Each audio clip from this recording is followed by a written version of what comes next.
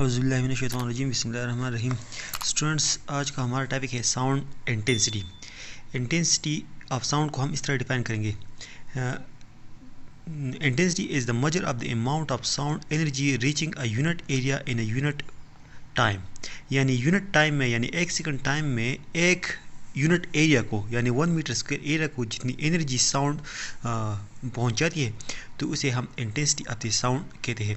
इसको हम मैथमेटिकली इस तरह लिखेंगे कि आई इंटेंसिटी है, I is equal to E divided by A into T. इस इक्वेशन में ई एनर्जी है, ए एरिया है और टी टाइम है। क्योंकि ई डिवाइडेड बाई टी पावर के बराबर है, तो ये इक्वेशन, इसलिए इक्वेशन बनेगा पी डिवाइडेड बाई ए, यानी intensity is equal to power divided by area.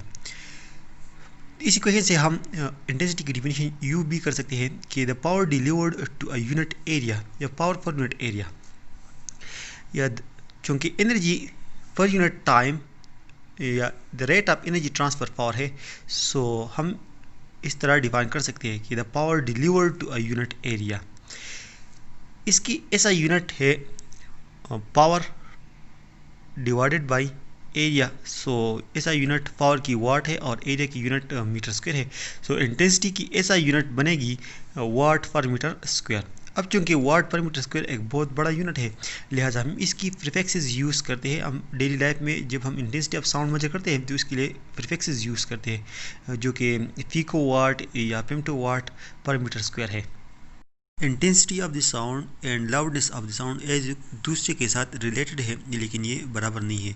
According to Weber Fechner law, loudness of a sound is proportional to log of the intensity.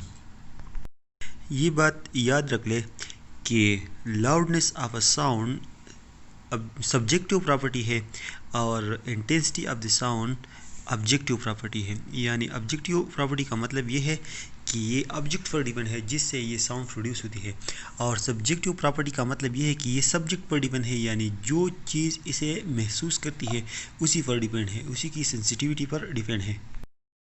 Next हमारे साथ है इंटेंसिटी लेवल या sound level. Intensity level या sound level को हम इस तरह define करेंगे कि the difference of the loudness of a sound and faintest Audible sound. यानी एक साउंड की लाउडनेस और फेंटेस्ट ऑडिबल साउंड की लाउडनेस में जो फ़र्क है, इसे हम इंटेंसिटी लेवल या साउंड लेवल कहते हैं। फेंटेस्ट ऑडिबल साउंड वो साउंड है जो हम महसूस करते हैं और इससे कम हम महसूस नहीं करते, तो उस साउंड को हम फेंटेस्ट ऑडिबल साउंड कहते हैं। और इस साउंड की इंटेंसिटी 10 टू द पावर -12 वाट पर मीटर स्क्वायर है। फेंटेस्ट ऑडिबल साउंड की इंटेंसिटी 10 टू द पावर -12 वाट पर मीटर स्क्वायर है।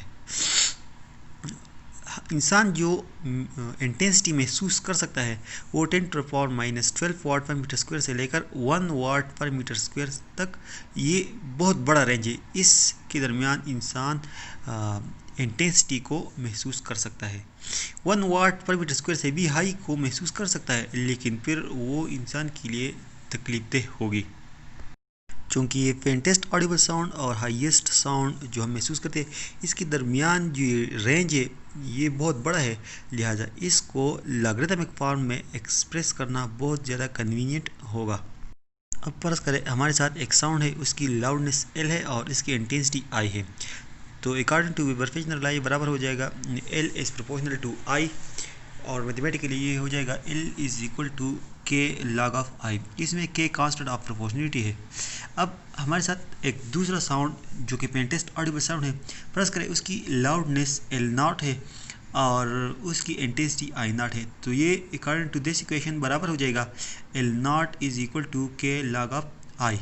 अब चूँकि इंटेंसिटी लेवल या साउंड लेवल इन दोनों लाउडनेस के दरमियान फ़र्क है, तो लिहाजा हम एल से एल नॉट सब्ट्रैक्ट करेंगे। इक्वेशन 1 से इक्वेशन 2 सब्ट्रैक्ट करेंगे, तो हमारे साथ ये बराबर हो जाएगा L minus L not is equal to K log of I minus K log of I not.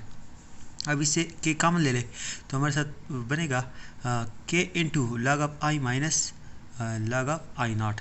अब चूंकि log of I minus log of I not बराबर है log of I divide by I not according to logarithmic law, so L minus L not is equal to K log of I divided by I not. और ये L minus L not sound level या intensity level है। इस sound level या intensity level को हम beta से represent करते हैं। बीटा चूँकि सिमिलर क्वांटिटीज़ के दरमियान रेशो है, यानी दो इंटेंसिटीज़ के दरमियान रेशो है, लिहाजा बीटा की कोई ऐसा यूनिट नहीं है। इस इक्वेशन में के की वैल्यू यानी या यूनिट ना सिर्फ आई नॉट पर डिपेंड है, इंटेंसिटीज़ पर डिपेंड है, बल्कि साउंड लेवल पर भी डिपेंड है, साउंड लेवल की यूनिट पर भी डिपेंड है। फ़र्ज़ करें हमारे साथ एक यूनिट साउंड लेवल है। यूनिट साउंड लेवल कितना साउंड होगा, तो वो साउंड यूनिट साउंड होगा, यूनिट साउंड लेवल होगा उस साउंड की लेवल जिसकी इंटेंसिटी फेंटेस्ट ऑडिबल साउंड से 10 टाइम ज़्यादा हो। यानी एक ऐसा साउंड जिसकी intensity I is equal to 10 time of the I not हो, तो उसी साउंड की साउंड लेवल को हम 1 कहते हैं, यूनिट साउंड कहते हैं। तो अगर हम इस वैल्यू को इस इक्वेशन नंबर 3 में यूज़ कर लें तो हमारे साथ के की यूनिट आएगी 1, के की वैल्यू आएगी 1, और हमारे साथ ये इक्वेशन बनेगा B is equal to beta is equal to log of I divided by I not. इससे बीटा की जो यूनिट आती है वो बेल में आती है, और बेल साउंड लेवल का एक यूनिट है।